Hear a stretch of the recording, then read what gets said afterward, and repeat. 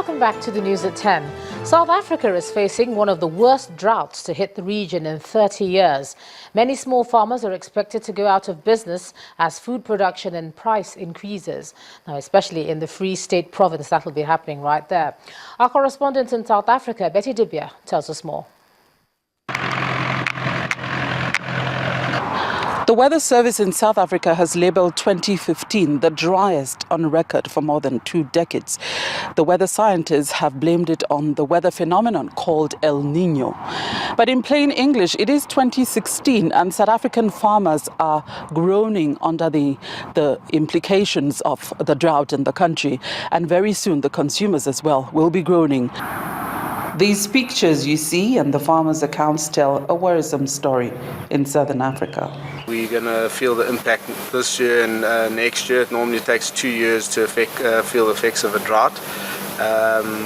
But that will be a huge drop in the actual yield of the plants. Some of the smaller fields that we planted with smaller planting material have since died since planting for the lack of water. In South Africa in particular, the government says the animals, game as well as farm livestock have been hit hard. Provinces like the Free State, Mpumalanga and KwaZulu-Natal are worst affected. Hardly any rain and drying out farms. One farmer took his life one day before the rains began. And the rains have come to some parts in measured splatters, and farmers remain worried. South Africa is a maize-consuming and exporting country, and plans are in the works to contain the impact of the drought. We're trying to find answers and ways to assist farmers and to make sure that foodstuffs are available, as we have shown that maize may be short by end of May. The crop growing window, which ends in March, is gradually closing as winter approaches. The hope is for rain, and sufficient rain at that, and on time too, for crops and livestock. The federal government will keep working and applying necessary measures to improve the economy, and that's according to the Vice President, Professor Yemi Osinbajo. In an exclusive interview with Channels Television's Chamberlain, Professor Osinbajo says a special protection program aimed at addressing unemployment will be implemented. The Vice President highlighted the requirements for potential beneficiaries. The economic management team should actually be in the front lines, explaining to Nigerians what is going on with the economy. Why haven't we been hearing them as often as we should? Well, I think what the economy needs is action as much as possible. We are doing as much talking as is necessary. And I think that the critical issues that have to be addressed need to be addressed, and what people want to see are results. They want to see that that there is movement in the right direction.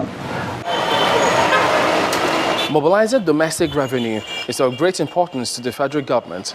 Afterwards, there will be significant spending on social investment to the extent that 10% of the budget is going to be used for social protection program, which will include training for 500,000 teachers, microcredit scheme for 300,000 market women, and several youth empowerment programs. Now, youth employment is very crucial.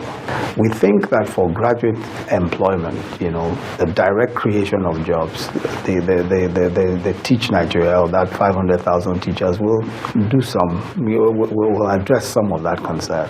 But for those who are not graduates, we're looking at investing in that also substantially. And how we intend to do that is by this youth employment scheme.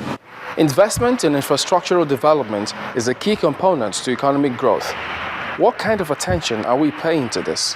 Oh yeah, I mean and that's why we're spending so much money on infrastructure, and that's power. I mean, we're going to spend a lot of money on power, and you see, if you look at our whole capital spend in this budget is directed at ensuring that we're able to improve the economy significantly.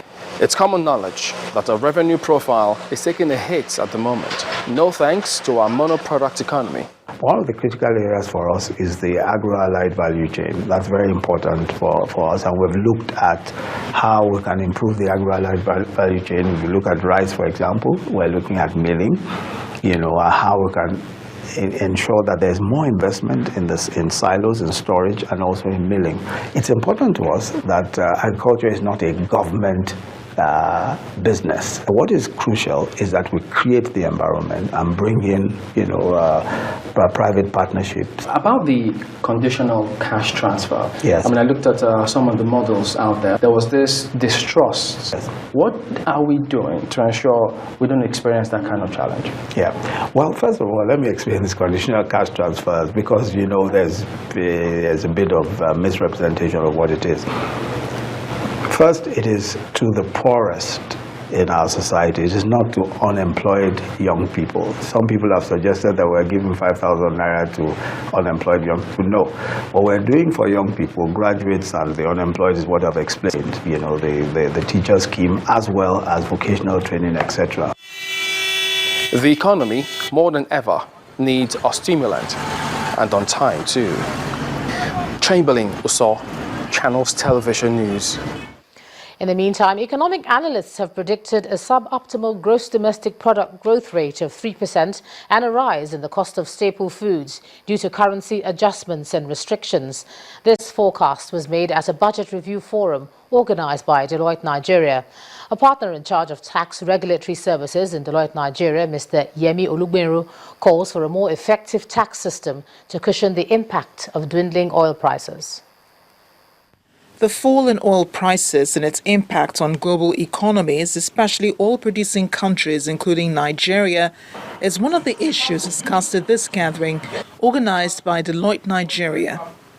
Participants are assessing Nigeria's 2016 budget to understand how it can be implemented to meet the yearnings of the people. With some uncertainties surrounding the 2016 proposed budget as regards its funding, tax indices appear to be a major factor to consider. The success or otherwise of the 2016 budget rests almost squarely on how government does with those taxes and independent revenue.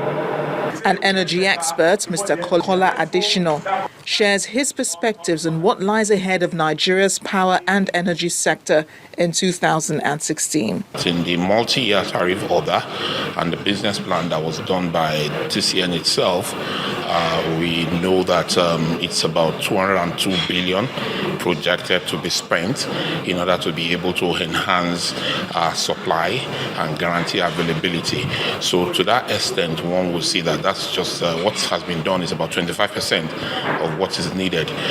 It's a good development, but then more still needs to happen. Deloitte Nigeria also presents an overview of the 2016 budget analysis. If you look at the budget as presented, of the 3.86 trillion that the government intends to make, 77% of it is from taxes and independent revenue. The Nigerian government is planning to spend 3.08 trillion naira, planning to borrow about 1.8 trillion naira, trying to reflate the economy and stimulate it away from the downward trajectory. And I am optimistic that we will realize these objectives. In all, participants call for the diversification of the economy and reforms in the country's tax system as the federal government seeks to fulfill its pledge to socio-economic change. We have more business news for you, and here's Adeshawa Josh. You first. First Bank.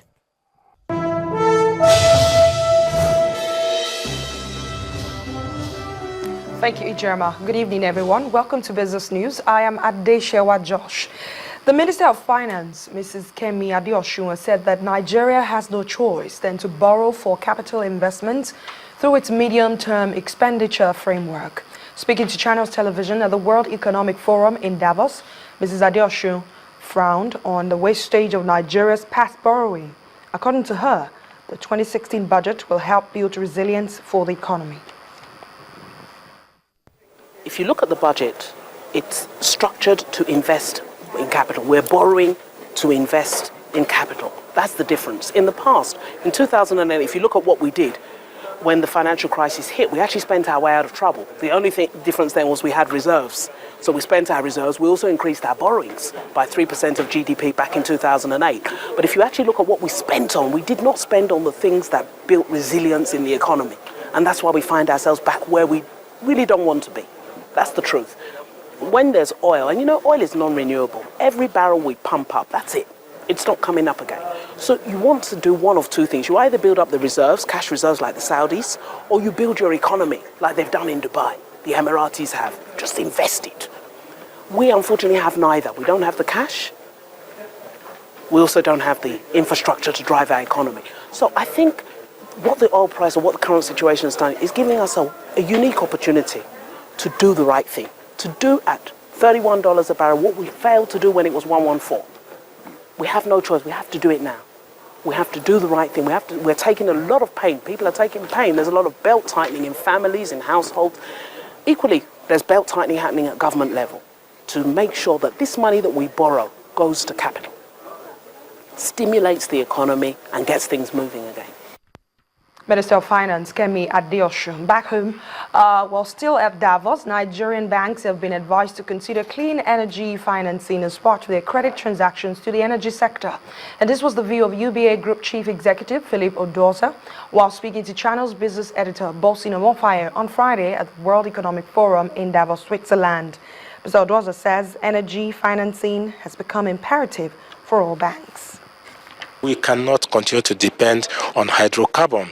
We have to generate energy from alternative sources. We have to look at clean energy, and it fits into the sustainability principle. We should be looking at solar, we should be looking at the hydro, we should be looking at with the wind, and incidentally, Africa is blessed with all these sources and so on. So I do not think that we should continue to focus on hydrocarbon. We need to start talking of reducing the emission in the air, and I believe that the more emphasis we lay on sustainability, the more we will focus on alternative sources of energy, clean energy and so on. So that has been a major area of focus for me in this particular forum.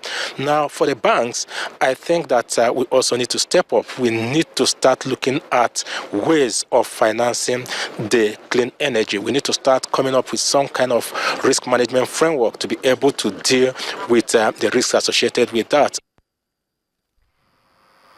The Central Bank of Nigeria has decided to refund the mandatory caution deposit of 35 billion naira to all bureau de change operators in the country. In a circular made available today by the Financial Policy and Regulation Unit of the bank, the CBN says recent developments in the foreign exchange market necessitated the decision, while advising bureau de change operators to apply for refund of the caution deposits with payment evidence.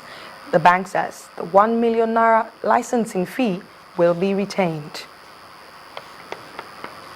Now, it was another bright trading session today at the Nigeria equities market as the NSE All-Share Index gained up marginally to end the week at 23,826.5. Obisi Adebayo has the closing figures.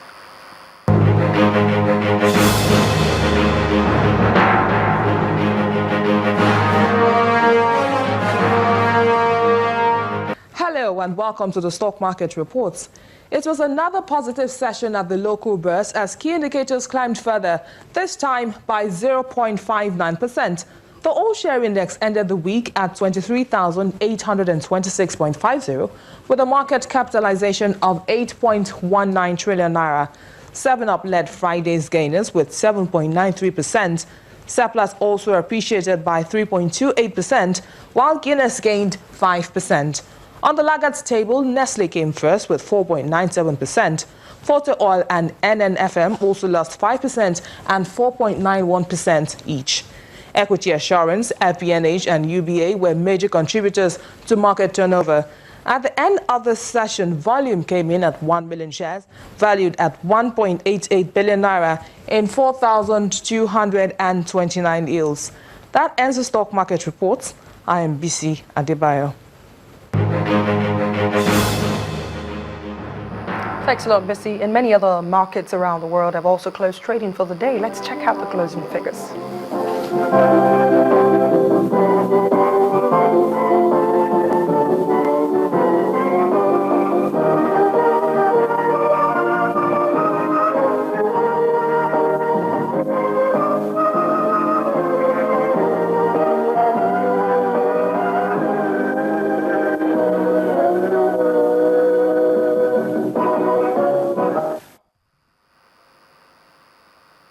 The News at 10 continues in a moment. I'm Adeshewa Josh. You first. First Bank. Still ahead on the News at 10, African Nations Championship Group C thrown open as group opponents Nigeria, Tunisia, Niger and Guinea settle for draws. And that'll be on sports. Please stay with us.